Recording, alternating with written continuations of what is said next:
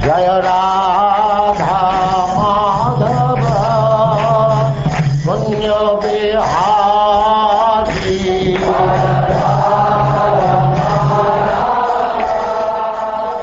And now chapter 13. King Indra afflicted by sinful reaction.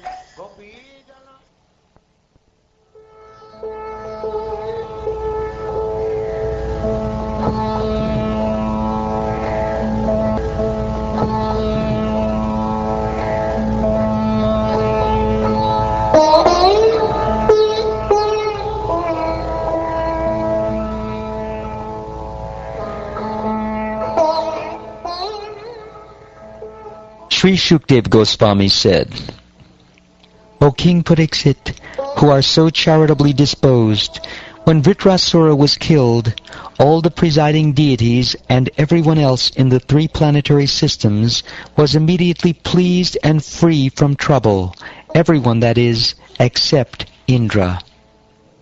Thereafter the demigods, the great saintly persons, the inhabitants of Pitraloka and Bhutaloka, the demons, the followers of the demigods, and also Lord Brahma, Lord Shiva, and the demigods subordinate to Indra, all returned to their respective homes. While departing, however, no one spoke to Indra. O great sage, what was the reason for Indra's unhappiness? I wish to hear about this. When he killed Vritrasura, all the demigods were extremely happy. Why then was Indra himself unhappy? When all the great sages and demigods were disturbed by the extraordinary power of Vritrasura, they had assembled to ask Indra to kill him. Indra, however, being afraid of killing a Brahmin, declined their request. King Indra replied, When I killed Vishvarupa, I received extensive sinful reactions, but I was favored by the women, land, trees, and water. Therefore I was able to divide the sin among them. But now, if I kill Vritrasura, another Brahmin, how shall I free myself from the sinful reactions?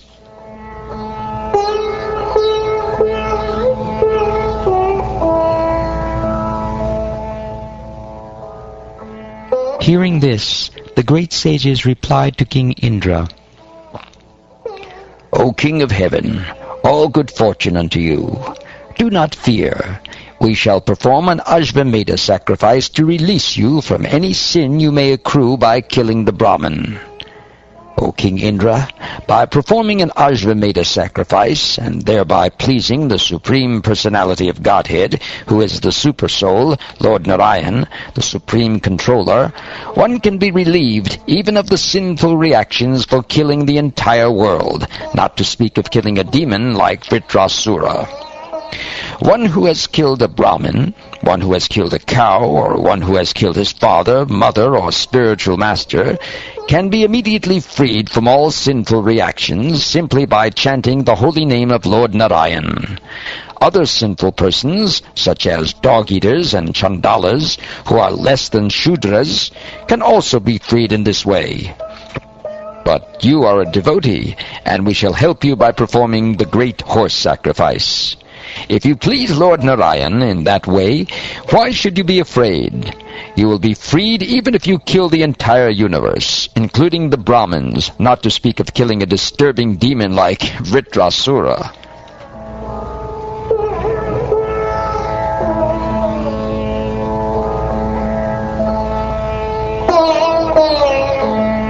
Encouraged by the words of the sages, Indra killed Vritrasura. And when he was killed, the sinful reaction for killing a Brahmin, Brahma Hatya, certainly took shelter of Indra. Following the advice of the demigods, Indra killed Vritrasura, and he suffered because of this sinful killing. Although the other demigods were happy, he could not derive happiness from the killing of Vritrasura. Indra's other good qualities, such as tolerance and opulence, could not help him in his grief. Indra saw personified sinful reaction chasing him, appearing like a Chandala woman, a woman of the lowest class. She seemed very old, and all the limbs of her body trembled. Because she was afflicted with tuberculosis, her body and garments were covered with blood. Breathing an unbearable fishy odor that polluted the entire street, she called to Indra, "Wait! Wait!" O king, Indra first fled to the sky, but there also he saw the woman of personified sin chasing him. This witch followed him wherever he went. At last, he very quickly went to the northeast and entered the Manasa Sarovara lake. Always thinking of how he could be relieved from the sinful reaction for killing a Brahmin, King Indra, invisible to everyone, lived in the lake for 1,000 years in the subtle fibers of the stem of a lotus. The fire god used to bring him his share of all the yagyas, but because the fire god was afraid to enter the water, Indra was practically starving. As long as King Indra lived in the water, wrapped in the stem of the lotus, Nahusha was equipped with the ability to rule the heavenly kingdom due to his knowledge, austerity, and mystic power.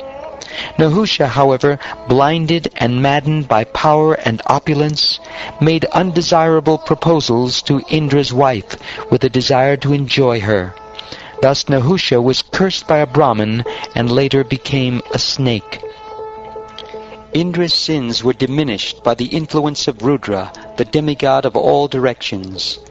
Because Indra was protected by the goddess of fortune, Lord Vishnu's wife, who resides in the lotus clusters of Manasa Sarovara lake, Indra's sins could not affect him. Indra was ultimately relieved of all the reactions of his sinful deeds by strictly worshipping Lord Vishnu. Then he was called back to the heavenly planets by the Brahmins and reinstated in his position. O king, when Lord Indra reached the heavenly planets, the saintly Brahmins approached him and properly initiated him into a horse sacrifice, or Ashvamedha Yajna, meant to please the Supreme Lord. The horse sacrifice performed by the saintly Brahmins relieved Indra of the reactions to all his sins because he worshipped the Supreme Personality of Godhead in that sacrifice.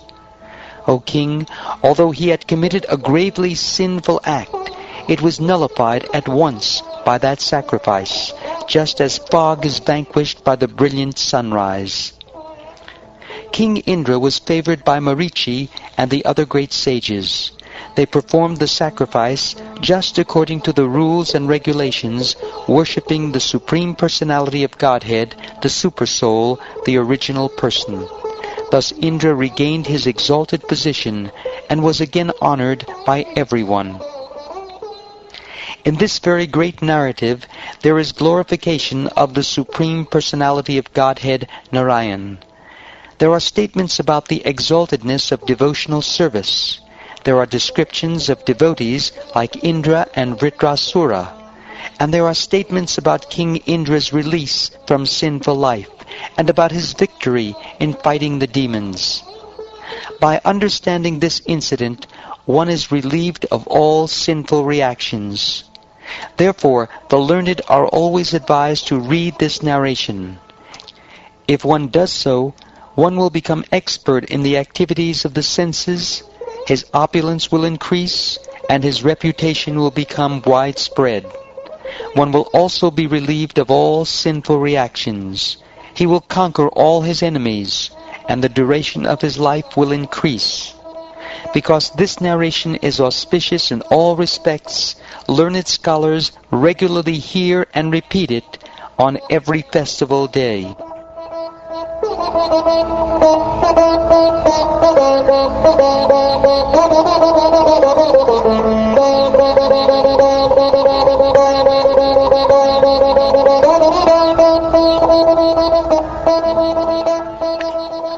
Thus ends the 13th chapter of the 6th canto of the Srimad Bhagavatam, entitled King Indra Afflicted by Sinful Reaction.